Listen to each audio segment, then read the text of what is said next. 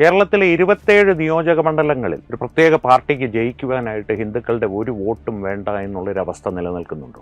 ഉണ്ട് എന്നാണ് മുസ്ലിം ലീഗിലെ പ്രാദേശിക നേതാക്കൾ അവകാശപ്പെടുന്നത് എന്നാണ് അവരുടെ ആന്തരിക വൃത്തങ്ങൾ പറയുന്നത്. ഞങ്ങളുടെ പാർട്ടിക്ക് ജയിക്കുവാനായിട്ട് കേരളത്തിലെ 27 മണ്ഡലങ്ങളിൽ, അതും കൃത്യമായിട്ടുള്ള മണ്ഡലങ്ങളുടെ എണ്ണം വെച്ചിട്ടാണ് ഇവർ പറയുന്നത്. അവരുടെ കയ്യിൽ കൃത്യമായിട്ട് ഈ മണ്ഡലങ്ങൾ ഏതാണെന്നുള്ളതിൻ്റെ കണക്കുകളും കാണുമായിരിക്കും. 27 മണ്ഡലങ്ങളിൽ ഞങ്ങൾക്ക് ജയിക്കുവാനായിട്ട് ഒരു ഹിന്ദുവിൻ്റെ പോലും വോട്ടില്ലെങ്കിൽ പോലും ഞങ്ങൾക്ക് സരളമായി അല്ലെങ്കിൽ വളരെ സുഗമമായി ആ മണ്ഡലങ്ങളിൽ ജയിക്കുവാൻ സാധിക്കുമെന്നാണ് അവർ അവകാശപ്പെടുന്നത്. ഇത് കാലാകാലങ്ങളായി അത്രത്തോളം ഒരു പ്രത്യേക വിഭാഗത്തിൻ്റെ, ഒരു ന്യൂനപക്ഷ വിഭാഗത്തിൻ്റെ, സമാധാന വിഭാഗത്തിൻ്റെ വോട്ടുകൾ ഏകീകരിക്കപ്പെട്ട് കഴിഞ്ഞിരുന്നു. 31 തൽക്കാലത്തേക്ക് നമുക്കങ്ങ് വിചാരിക്കാം.